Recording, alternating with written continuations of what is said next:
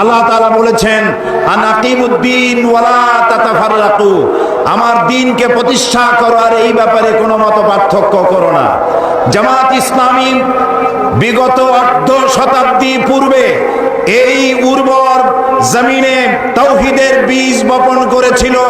সেই বীজ থেকে চারা উদ্গত হয়ে সেই চারাটি আজ শাখায় প্রশাখায় পত্র পল্লবে ফলে ফুলে পরিশোভিত হয়ে বিশাল মহিরুহে পরিণত হয়েছে। এই জামাত ইসলামের একজন নগণ্য কর্মী হিসেবে আমি নিজেকে ধন্য মনে করি, আল্লাহর শুকরিয়া আদায় করি। জামাত ইসলামী দ্বীন প্রতিষ্ঠার প্রচার প্রসারে বিগত 800 বছর ধরে এই দেশে কোনো হাঙ্গামা, কোনো মারধর, কোনো সন্ত্রাসী তৎপরতা চালায়নি।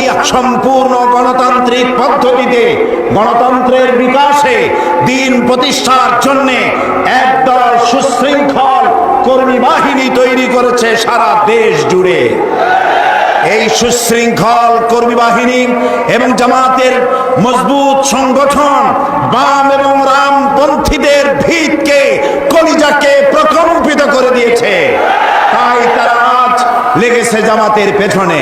জামাত ইসলামী বিগত 4 বছর 3 মাস সরকারের অংশীদার থেকে অংশীদারিত্ব গ্রহণ করে এই সরকারের সাথে থেকে রাজনীতির চর্চা, গণতন্ত্রের বিকাশের জন্য বিশ্বস্ততার সাথে কাজ করে যাচ্ছে। জামাত ইসলামী মাওলানা মওদুদীর সাথে মতবিরোধ থাকতে পারে, কিন্তু জামাত ইসলামী কোন ইসলামী দল নয়, এমন কথা পৃথিবীতে কোন বেয়াদব আজ পর্যন্ত বলতে পারে না।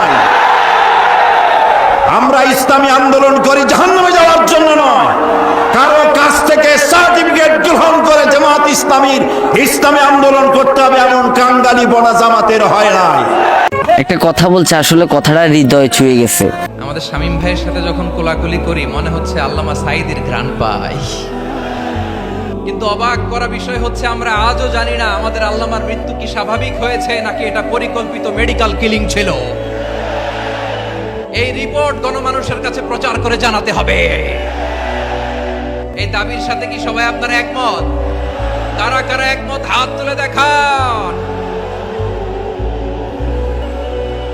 হযরতুল আল্লাম শহীদ মরহুম আল্লামা দেলওয়ার হোসেন সাঈদী রাহিমাহুল্লাহ, 20 শতকের শ্রেষ্ঠ মুজাদ্দিদ আল্লামা সৈয়দ আবুদাল্লাহ মওদুদী রাহমাতুল্লাহ আলাইহি তিনি এক জায়গায় লিখেছেন, স্বৈরাচারীরা তার পতনের সমস্ত ছিদ্র বন্ধ করে, কিন্তু একটা ছিদ্র বন্ধ করতে পারে না।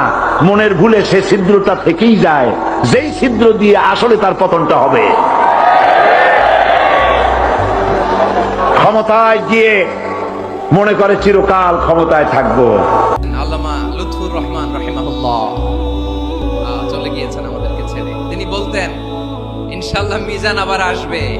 একটা মাহফিলে 10 লাখ 15 লাখ লোক হওয়া, এটা দুনিয়ার কোনো রাষ্ট্রপ্রধানের ইতিহাসেও নেই।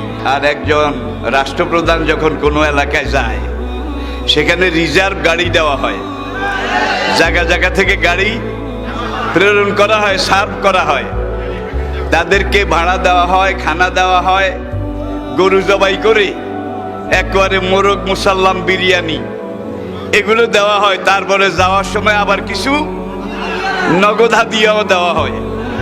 কিন্তু আমাদের মাহফিলে, আমার ছেলেদের, আমার সন্তানদের মাহফিলে যারা আসে তারা নিজের খরচে আসে, নিজের খরচে খায়। সোজা কথা, সংক্ষিপ্ত কথা, চূড়ান্ত কথা, শেষ কথা,